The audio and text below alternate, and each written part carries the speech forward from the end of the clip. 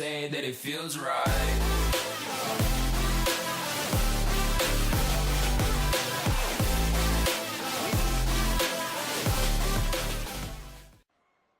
What's up, YouTube? How's everybody doing today? Seeing how well my other minor league hockey, my ECHL video did, I decided to do something along the lines with that. So I'm going to go over, in no particular order, some of my favorite minor league hockey promotional jerseys or specialty jerseys. If you don't know what they are, it's different jerseys that are worn on certain nights, and they're auctioned off after the game worn, and then they're like signed by the players as well, and they go to charity. So I'm gonna start off right here with the Toledo Walleye wearing their zombie jerseys on March 12th, 2016. Technically, these are 3 jerseys. I want to just preface. It's 3 jerseys in one. So the game starts out with one player looking like a zombie, as you'll see, like sort of like the second period one. And then by the second period, more players will have the jersey. But still, there will be some guys with the normal white jerseys. And then by the third period, every single person is a zombie on the Walleye team. I think it's one of my favorite promotions that goes on. Again, this isn't my team, but this is the Toledo Walleye. I love how it goes. Super interesting to me. Next is my favorite jersey, because I'm biased, and this is what started off me thinking about this, is because I'm going to a Reading Royals ugly sweater game on December 23rd. So, December 14th, 2013, it was the year after the Royals had won the championships. They came out with these crazy looking jerseys. They look like an ugly sweater. It was worn December 14th, 2013. The game, they wore these jerseys, and then they had the teddy bear toss. That's where, when the home team scores, they toss the teddy bear. Everybody from the crowd brings in teddy bears and throws them onto the ice, kind of like a hat trick in a way, but it's just when the home team scores the first one. The jersey was shown everywhere. It was passed around. It was pretty sick, just seeing that my favorite team. It's like all over the news, like CBS covered it, Yahoo Sports, ESPN even covered it. That was pretty nuts. The next one is just a pretty simple one. It's from the Knoxville Ice Bears of the Southern Professional Hockey League, or the SP for short. It was worn February 28th, as y'all can see. They changed their name from the Ice Bears to the Wampas. It's pretty cool. They have the AT-ATs and then the Wampa, as you can see right there, instead of the really badass looking bear. You're gonna see that I really enjoy Star Wars a lot. Next, we're bringing in the Toledo Walleye again, and the Fort Wayne Comets. This was worn on the 8-bit night, November 21st. I think of 2015. I could be wrong. This was a cool one because it takes 2 teams and it has a nostalgic feel. So obviously the Walleye, it looks like, came up with the idea, and they brought it to Fort Wayne, and Fort Wayne said, yeah, we'll do it. So what they would do is Toledo would wear it one night at their home stadium, and then they would go to the Fort Wayne game, wear it there, and then after that they would actually auction off at their separate arenas. Toledo, obviously at Toledo, would sell better, and the Comets at Fort Wayne. In Toledo, the first 2,000 fans actually got Mario mustaches to wear during the game, which is pretty funny. All the proceeds actually went to the Alzheimer Association, kind of going along with the nostalgia of the game and everybody remembering, which is very interesting to me, and I like where they went with it. Next, we have the Braehead clan of the Elite Ice Hockey League, which is a UK league. It's sort of similar to the ECHL. It's where a lot of the guys go after they hit the veteran rule. So they wore these on St. Andrew's Day, who is the patron saint of Scotland. That's where Braehead is. It was 2015. As you can see, it looks like they're wearing a full kilt. That's so cool, going with the the flannel look all the way down from their pants down to the socks. You can't tell where the jersey ends and the pants and the socks begin. That's pretty interesting. I think this might be one of my favorite ones. For a team that I don't really follow too much, obviously because they're in the Western. But it's the Bakersfield Condors. They're ECHL back then, and then now AHL right now. This was worn November 16th, 2014. As you can see, it's the puffy shirt from Seinfeld. Me being 22, I didn't grow up watching Seinfeld. My parents did, but I love Seinfeld now.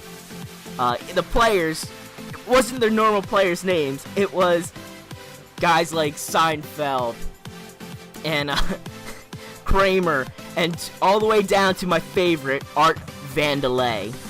He's an architect. The sponsors were changed up on the jerseys as well. As you can see, it says Vandelay Industries, Pendant Publishing, Kramerica, Della Boca Vista, and Restaurant, as we all know, where all the gang hangs out and gets their coffee. So we're going to start off with two throwbacks back-to-back right here, but we're starting off with the Albany Devils, who actually had changed their name from the Albany River Rats. This is worn actually this year, November 26, 2016. That's where I got the 26 from, by the way.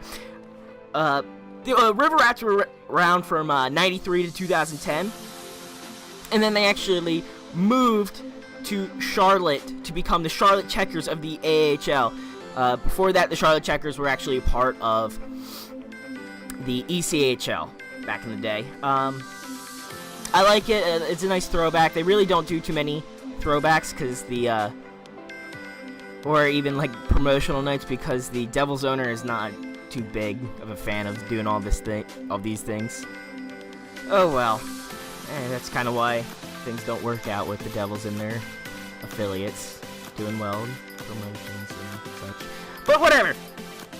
We're moving on to the Niagara Ice Dogs of the Ontario Hockey League, which is in greater part of the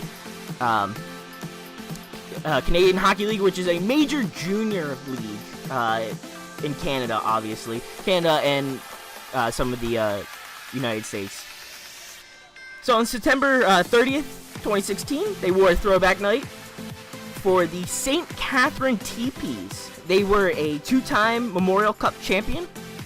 I think they actually left in 63.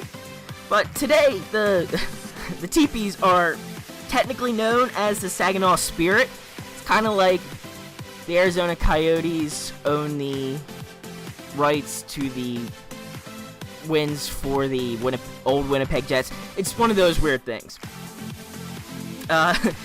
Too bad the Ice Dogs actually lost that game. Oh well. Next, as you're going to see, the Star Wars returns with the Port Horn Prowlers of the Federal Hockey League. If you don't know what the Federal Hockey League is, it's a northern part of the U.S. They're a Single A Hockey League.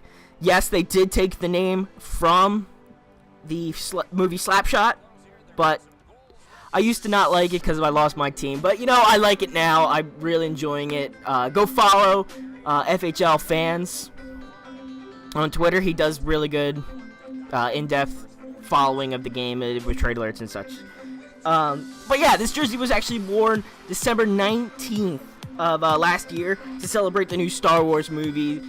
As you can see, they're the Rebels, and I thought it was pretty cool.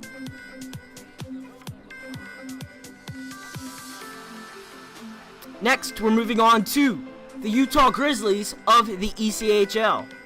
Yes, I know there's a lot of ECHL jerseys on here, but that's the thing. A lot of the teams do more better.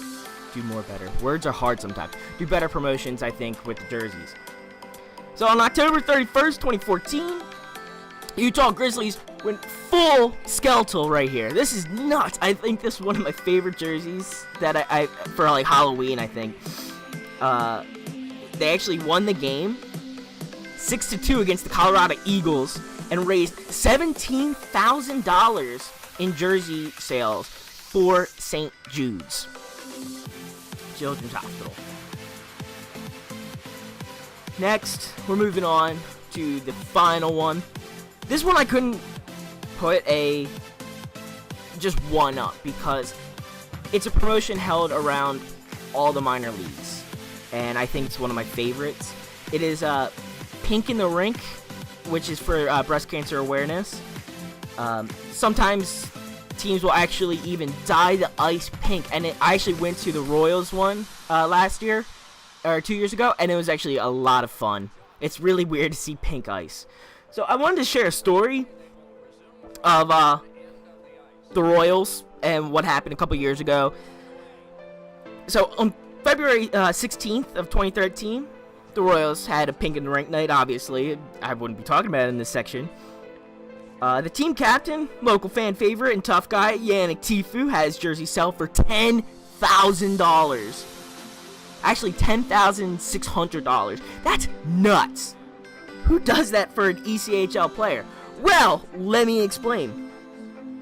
So the man had just lost his mother two years ago to breast cancer, and he was there with his sister. They're not like the biggest fans, but they do enjoy the game. They were there, they said, for 10 games earlier that season. His sister obviously loves the captain, because who doesn't love the captain anywhere? So his mom passed away 2 years ago, and he decided to put her money to where it mattered the most, and that was donating it to the breast cancer awareness and everything. So he had won 2 jerseys earlier that night, both costing about $1,000 a piece. And so it gets to the captain, and the bidding war just goes through the roof. He knew it was a lot of money, but he knew that maybe if they raise enough money, like just overall, just the research itself, it could help someone have like another day with their mom, like he said he wished. So it reached $10,600, and he won it.